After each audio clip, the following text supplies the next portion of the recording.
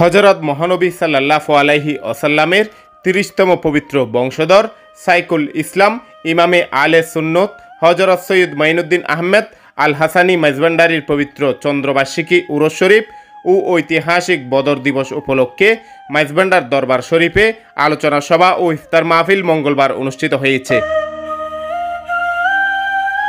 এতে সভাপতির বক্তব্যে মেজবান্ডার দরবার শরীফের গাউসিয়া রহমানিয়া মঈনিয়া মঞ্জিলের সাজ্জাদা নশীন ও বাংলাদেশ সুপ্রিম পার্টির চেয়ারম্যান হজরত শাহ সফি ডক্টর সৈয়দ সাইফুদ্দিন আহমেদ মেজবান্ডারি বলেছেন, নবীজি সাল্লাল্লাহু আলাইহি ওয়াসাল্লামের প্রতি সাহাবীদের ছিল অকৃত্রিম ভালোবাসা।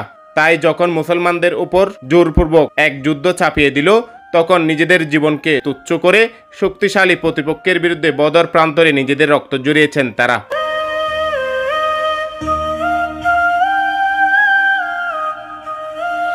মেজবান্ডার গাউসিয়া রহমানিয়া মঈনিয়া মঞ্জিল, হজরত সৈয়দ মঈনুদ্দিন আহমেদ মেজবান্ডারি ট্রাস্ট, আঞ্জুমানে রহমানিয়া মঈনিয়া মেজবান্ডারিয়া ও বাংলাদেশ সুপ্রিম পার্টির ব্যবস্থাপনায় মাহফিলে বিশেষ অতিথি ছিলেন শাহজাদা সৈয়দ মাহবুবে মঈনুদ্দিন আল হাসানি, শাহজাদা সৈয়দ মাসুকে মঈনুদ্দিন আল হাসানি।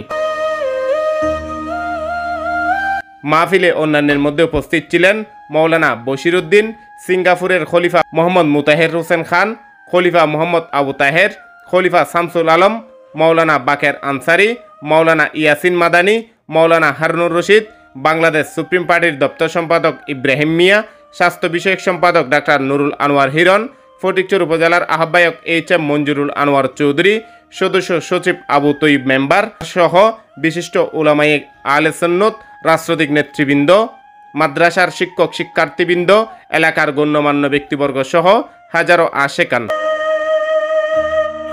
মিলাদ কিয়াম শেষে মুসলিম উম্মার কল্যাণ, দেশ ও বিশ্ববাসীর শান্তি সমৃদ্ধি কামনায় আখিরি মোনাজাত পরিচালনা করেন শাহ সুফি মাওলানা সৈয়দ সাইফুদ্দিন আহমেদ আল হাসানি আল মেজবান্ডারি।